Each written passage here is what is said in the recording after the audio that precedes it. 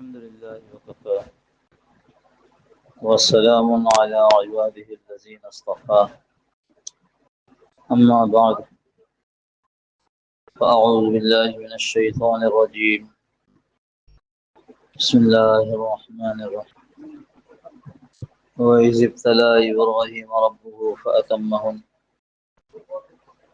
قال إني جاعلك للناس إماما قال ومن ذريتي قال لا ينال عهد الظالمين صدق الله مولانا العظيم وصدق رسوله النبي الكريم ونحن على ذلك لمن الشاهدين والشاكرين والحمد لله رب العالمين اللهم صل على سيدنا مولانا محمد النبي الأمي وعلى آله وسلم تسليما كثيرا كثيرا اللهم رب الحل والحرام ورب الركن والمقام أبلغ لروح سيدنا ومولانا محمد منا السلام. بزرگان محترم، اللہ جل جلالہ و من والہ نے حضور اکرم صلی اللہ تعالی علیہ وسلم کے ذریعے انسانیت کی رہبری رہنمائی کا انتظام فرمایا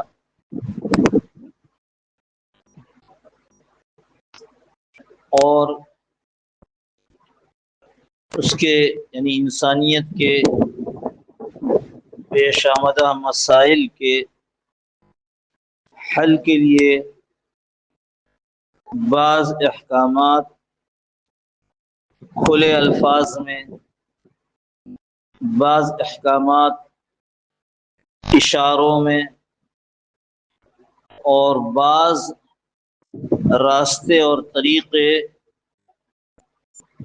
گزشتہ قوموں کی واقعات، گزشتہ انبیاء کے حالات کے ذریعے بتلا دیے. اگر فلاں کام کریں گے جو اللہ کے حکم کی خلاف ورزی ہے تو فلاں نبی نے اپنی قوموں کو یہ بتایا تھا کہ یہ کام نہ کرو، وہ نہ مانے تو ان پر عذاب آیا. یہ اللہ پاک نے نشاندہی فرما دی کہ فلاں کام جو اللہ کے حکم کے خلاف ہے اس کو نہ کرنا، اس لیے کہ پچھلی قوموں پر بھی ایسا ہوا. رہبری اور رہنمائی کے لیے بعض اوقات کھلم کھلا احکامات ہیں، بعض اوقات اشاروں میں بات ہے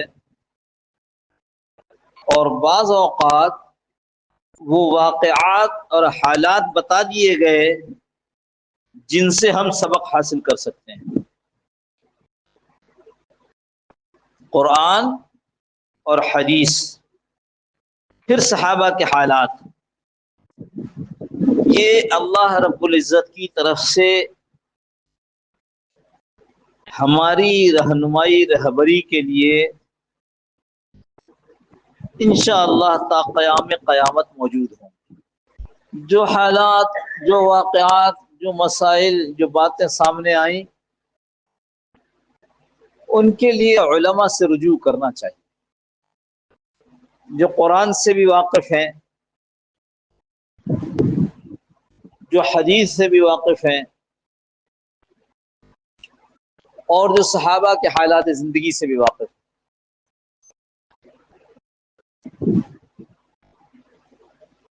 چونکہ باطل نے ایک ایسے راستے پر ڈال دیا ہے آلات جدیدہ کے ذریعے، یہ موبائل، یہ کمپیوٹر، یہ انٹرنیٹ کے ذریعے، کہ اب آدمی یہ سوچنے لگا کہ چونکہ یہ سہولت تو اب گھر بیٹھے موجود ہے،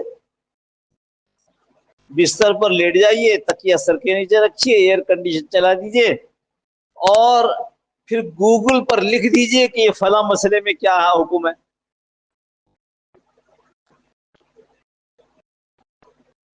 علماء سے پوچھنا اور سیکھنا اس لیے ضروری ہے کہ یہ نئے زمانے کے آلات اور نئے زمانے کے دانشور یہ دونوں الفاظ سے دھوکہ کھاتے ہیں اور آگے جا کر اسی دھوکے کو ہمارے اندر منتقل کر دیتے ہیں۔ قرآن اور حدیث پر جو گہری نظر چاہیے، مجھے خوب یاد ہے ایک بڑا اینکر تھا، اپنے آپ کو علماء کی طرح ٹی وی اسکرین پر بٹھا کر مسائل بیان کرتا تھا۔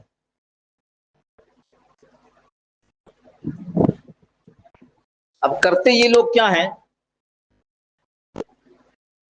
کہ جس موضوع پر بات کرنی ہو اس موضوع پہ چند چیزیں دیکھ لیتے ہیں ادھر ادھر سے، اور اس میں سے کوئی خاص بات اٹھا بھی لیتے ہیں اور اس کو لکھ کر سامنے بھی رکھ لیتے ہیں اور کام چلتا ہے۔ تو اس زمانے میں امریکہ میں کسی عورت نے جمعے کی امامت کروائی اور اس پر پروگرام کرتے ہوئے اس نے کسی کو اپنی لائن پر لیا اور کہا جی آپ کا اس کے بارے میں کیا خیال ہے؟ انہوں نے کہا یہ ٹھیک نہیں ہے۔ کہ نہیں، حدیث میں ایک لفظ آتا ہے نا، اس نے وہ لفظ پڑھا تو اس سے تو کچھ اجازت معلوم ہوتی ہے۔ تو وہ صاحب کہنے لگے ذرا اس حدیث کے آگے پیچھے اور کیا لکھا ہے اس لفظ کے وہ بھی بتائیے، اور راوی کون ہے یہ بتا دیجئے۔ بتی گل ہو گئی۔ قرآن اور حدیث کو یہاں وہاں سے ٹکڑے پکڑ کر اور اپنی پریزنٹیشن تیار کر لینا یہ علم نہیں ہے، انفارمیشن ہے، یہ نالج نہیں ہے، یہ معلومات ہیں، معلومات۔ علم تو کسی اور چیز کا نام ہے۔ علم تقوی کے ساتھ آتا ہے، تقوی نہ ہو تو اسی علم کے ذریعے اللہ پاک اس کو بھی اور اس کے ذریعے ہزاروں کو گمراہ کر دیتے ہیں۔ قرآن کہتا ہے یضل بہ کثیرا ویہدی بہ کثیرا، اس قرآن کے ذریعے، اس میں جو باتیں ہیں اس کے ذریعے ہم بہت سو کو گمراہ کر دیتے ہیں اور بہت سو کو ہدایت دے دیتے ہیں۔ ہے نا فکر کی بات؟ بہت سو کو گمراہ کر دیتے ہیں، ارے یہ تو خطرناک بات ہو گئی۔ پھر اللہ خود فرماتے ہیں یضل بہ کثیرا ویہدی بہ کثیرا، بہت سو کو گمراہ کرتے ہیں، بہت سو کو ہدایت دیتے ہیں۔ وما یضل بہ الا الفاسقین، اور گمراہ صرف ان کو کرتے ہیں جو گناہ گار ہیں، گناہوں میں ڈوبے ہیں اور قرآن حدیث کی چیزیں لے کر اپنے تئیں بزعم خود چیمپئنی کرنا چاہتے ہیں، تو اللہ اسی قرآن کے ذریعے ان کو گمراہ کر دیتے ہیں۔ کیا خیال ہے آپ کا کہ مرزا غلام احمد قادیانی وہ اپنی نبوت کے لیے کیا تورات کا حوالہ دیتا تھا، انجیل کا حوالہ دیتا تھا، قرآن کا حوالہ دیتا تھا؟ لیکن اس کی تشریح وہ کرتا تھا جو رسول اللہ صلی اللہ علیہ وسلم سے ثابت نہیں ہے، لیکن تشریح تو تھی۔ کیا ہوا کہ وہ اس کا فسق جو تھا اس کی وجہ سے اللہ نے اس کا رخ ایسا موڑا کہ قرآن اور حدیث کو لے کر وہ اسلام سے باہر ہو گیا اور ہزاروں کو باہر کیا۔ سمجھ گئے میری بات کو؟ بات لمبی ہوگی، میں مختصر کرنا چاہتا لیکن سمجھانے کے واسطے اتنی بات کر دی۔ آج کے مسائل میں کوئی آدمی ایسا نہیں ہے، کوئی گروہ، کوئی قوم ایسی نہیں ہے جو ناکام ہونا چاہتی ہو۔ اللہ پاک نے قرآن میں صاف اور واضح فرمایا فمن زحزح عن النار وادخل الجنة فقد فاز وما الحیات الدنیا الا متاع الغرور، جو آدمی جہنم سے بچا لیا گیا اور جنت میں داخل کر دیا گیا، بچایا جائے گا نہیں کہ جو آدمی جہنم سے بچا لیا گیا اور جنت میں داخل ہو گیا وہ کامیاب ہو گیا، الٹیمیٹ سکسیس، فائنل وکٹری، کامیابی کا بالکل آخری اور حتمی بات اللہ نے فرمایا جنت میں داخلہ اور جہنم سے چھٹکارا۔ پھر آگے یہی فرما دیا وما الحیات الدنیا الا متاع الغرور، اور یہ دنیا کی زندگی، ارے یہ تو دھوکے کا گھر ہے، اس میں دل نہیں لگانا۔ اب اس حوالے سے دو قسم کے لوگ ہیں، ایک قسم وہ ہے جو جنت جہنم کو نہ مانتی ہے، اور اگر مانتی ہے مانتی نہیں، اگر جانتی ہے تو اس پر اس کا کوئی یقین نہیں، یقین ہے تو اتنا کمزور ہے کہ اس کی طرف اس کی توجہ نہیں۔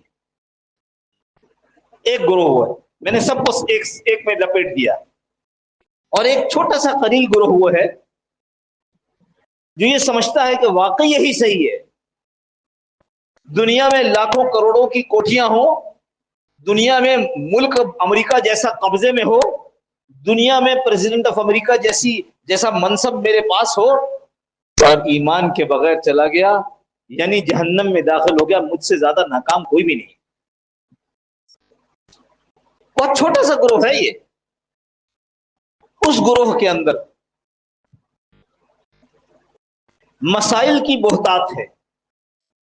مسائل تو اول زمانے سے ہیں، آج سے نہیں ہے، شروع دن سے ہے، دنیا بنی ہے، انسان اس دنیا میں پہنچا ہے، اور مسائل اس کے آگے پیچھے چل رہے ہیں۔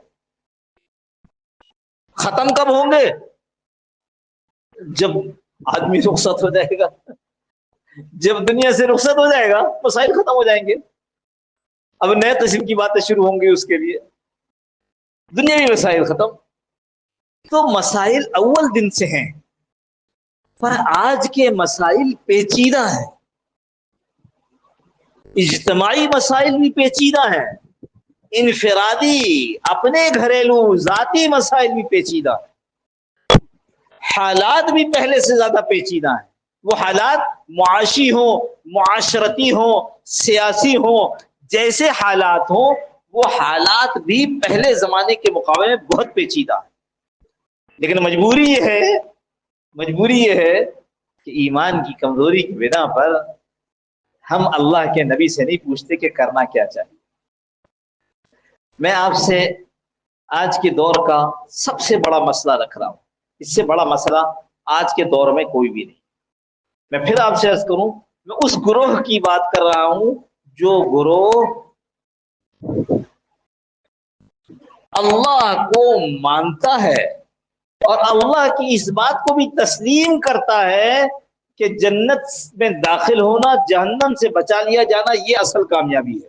اس گروہ کا سب سے بڑا مسئلہ وہ ہے اپنے بچوں کی صحیح دینی تربیت کرنا، اپنے بچوں کی صحیح دینی تربیت کرنا۔ ایک تو دینی تربیت مشکل، اب کیسے کریں گے؟ بچہ تو بچہ ہے، بچی تو بچی ہے، آپ اپنے گھر میں لاکھ اچھے سے اچھا ماحول بنا لیں، کیا بچوں کو پڑھنے کے لیے باہر نہیں بھیجیں گے؟ کیا بچوں کو رشتہ داروں سے ملاقات کے لیے انہیں لے کر نہیں جائیں گے؟ کیا بچوں کو ان کے کھیل کود تفریح کے لیے محلے کے باغ میں اور گلی کے کونے پر نہیں بھیجیں گے؟ آپ ڈبے میں بند کر کے نہیں رکھ سکتے، آپ کو اس دنیا کے ساتھ تو چلنا ہے۔ میں یہ نہیں کہہ رہا دنیا کے رواج پر چلنا ہے، اس دنیا کے اندر تو زندگی گزارنی ہے۔ اس وقت دینی آدمی کا، پھر کہوں میں دنیا داروں سے بالکل مخاطب نہیں، جو آدمی ہمارے پاس کوشش کر کے ایسے پہنچ جاتا ہے کہ جب پہلی اذان بھی نہیں ہوئی ہے اور وقت ہے ابھی اس میں، لیکن پھر بھی یہاں آ جاتا ہے، ہم اس سے یہ گمان رکھتے ہیں کہ وہ دین کو سمجھنا اور اس پر عمل کرنا چاہتا ہے، اس لیے ہم بات بغیر لگی لپٹی کے کہتے ہیں۔ اور نماز کے بعد چونکہ اور چھوٹا مجمع ہوتا ہے تو ہم اس میں اور کھل کر باتیں کر پاتے ہیں، لیکن ہمارا مخاطب کہیں سے بھی دنیا داروں کا مجمع نہیں ہے۔ صاف بات، میرے اندر اتنی کیا کہتے کیپیسٹی، اتنی صلاحیت نہیں ہے کہ میں ان کو بھی ایسی باتیں کہوں کہ جس سے ان کی زندگی میں کوئی انقلاب آ جائے۔ قرآن اور حدیث سن کر جس کی زندگی میں انقلاب آتا ہے، اللہ کا شکر ہے، میرے پاس زیادہ قوت، عقل، طاقت، دلائل نہیں۔ میں ان لوگوں سے بات کرنا آسان سمجھتا ہوں، اچھا سمجھتا ہوں، اور سمجھتا ہوں کہ وہ میری بات کو زیادہ جلدی لے لیں گے جو خود یہ چاہتے ہیں کہ مجھے راستہ دکھاؤ۔ تو اس کے لیے سب سے بڑا نمونہ کہ جس میں بچے کی بہترین تربیت ہو سکتی ہے وہ دو اقدامات ہیں، عملی اقدامات ہیں، زبانی نہیں ہے، وہ عمل کرنے کا کام ہے۔ تھوڑی مشکل ہوتی ہے تھوڑے دنوں تک، لیکن جو جمتا ہے اس پر اللہ کی مدد آتی ہے۔ یہ بات اسی جمعے کو کیوں یاد آئی ہے کرنے کو کہ موقع ذرا کم رہا آپ لوگوں سے گفتگو کا، ان دنوں میں میرے سفر تھا اور اس کے لیے جانا پڑا۔ یہ جو ذبیحہ ہوا بقرہ عید میں، عید الاضحیٰ کے موقع پر، اس میں کئی واقعات ایسے ہیں ابراہیم علیہ السلام کے۔ میں نے ابھی جو آپ کے سامنے آیت تلاوت کی ہے، وَإِذِ ابْتَلَىٰ إِبْرَاهِيمَ رَبُّهُ بِكَلِمَاتٍ فَأَتَمَّهُنَّ، یاد کرو ابراہیم، وَإِذِ ابْتَلَىٰ، ایسے اللہ پاک نے اس کو ابتلا اور آزمائش میں مبتلا کیا ہے چند باتوں میں ابراہیم کو، اور فَأَتَمَّهُنَّ، سب باتوں کو پورا کر دیا۔ اب انعام کیا دیا جا رہا ہے؟ قال، اللہ کہتے ہیں انی جاعلک للناس اماما، یہی ہے اس کے بعد نہیں، پہلے ختم ہوا نہ، اس سے پہلے ختم ہوا کیا؟ فَأَتَمَّهُنَّ قال انی جاعلک للناس اماما، کہ ہاں کہا اللہ نے ہم تمہیں بنائیں گے للناس، سارے انسانوں کے لیے امام، قائد، رہبر، جس کی زندگی کو دیکھ کر لوگ چلیں۔ قال انی جاعلک للناس اماما قال ومن ذریتی، جو ابراہیم علیہ السلام فوراً شفقت کے بارے میں کہنے لگے، فوراً اپنی امت، اپنی نسل اولاد اور اپنی امت کے بارے میں فکر مند ہو کر کہنے لگے، قال ومن ذریتی، آپ مجھے تو کہہ رہے ہیں کہ تمہیں امام بنا دوں گا لوگوں کا، میری اولاد کا کیا ہوگا؟ ہر شفیق باپ اپنی اولاد کے بارے میں ایسا ہی سوچتا ہے۔ موقع بالکل ہی ختم ہو گیا۔ چلو یہ آخری بات عرض کر کے پھر اگلے جمعے میں اس کو تشریح کر دیں گے۔ اس کی آخری بات یہ عرض کروں کہ خیال میں یہ آ گیا، یہ جو بعض لوگ کہتے ہیں کہ فلانے صحابی نے اس کے بعد اپنے بیٹے کو بنا دیا، یہ غلط ہے۔ فلانے خلیفہ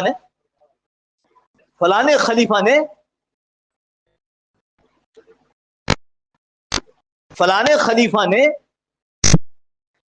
اپنے لوگوں کو عہدے دے دیے۔ میں نے پہلے کہا صحابہ سے زندگی سیکھنی ہے، صحابہ کو تہمت نہیں لگا سکتے، یہ ہمارا کام نہیں، ہم اہل سنت والجماعت ہے۔ تو یہاں پر یہ خیال آ گیا، یہ عرض کر دوں کہ باپ کے لیے بیٹے کے واسطے کوئی ایسا فیصلہ یہ برا نہیں ہے، ہاں اپنے نااہل بیٹے کو بنا دینا یہ غلط ہے، اپنے نااہل رشتہ دار کو عہدہ دے دینا غلط ہے۔ تو بھائی اس میں تو بیٹا ہو یا رشتہ دار ہو یا غیر ہو، نااہل کو دینا ہی نہیں چاہیے۔ بعضوں نے اس پر کتابیں لکھ دی ہیں کہ یہ خلافت ہے اور وہ بادشاہت ہے، اور وہ بادشاہت ایسی ہے ویسی ہے۔ اللہ اکبر، کیا داؤد علیہ السلام بادشاہ نہیں تھے؟ کیا ان کا بیٹا سلیمان علیہ السلام بادشاہ نہیں بنے؟ عجیب، تاریخ کے یعنی نہ قرآن پورا جانتے ہیں نہ حدیث پوری، لوگوں نے باقاعدہ لکھا ہے اس کو کہ وہ عربی پوری نہیں جانتے تھے۔ خیر بہرحال ہمارا موضوع یہ نہیں ہے، ہم چاہتے بھی نہیں اس قسم کی باتیں کرنا، لہٰذا یہ عرض کر دیا فوراً پدری شفقت ابراہیم علیہ السلام کی کہ آپ مجھے تو کہہ رہے ہیں کہ میں تمہیں امام بناؤں گا، ومن ذریتی، اور میرے بچوں کا کیا ہوگا؟ پھر اللہ پاک نے اس پر جواب دیا قال لا ينال عهد الظالمین۔ انشاءاللہ اس کا ترجمہ تشریح انشاءاللہ اگلے جمعے کو کریں گے، اور ہاں موقع ملا تو نماز کے بعد بھی کر دیں گے۔ وآخر دعوانا الحمدللہ رب العالمین۔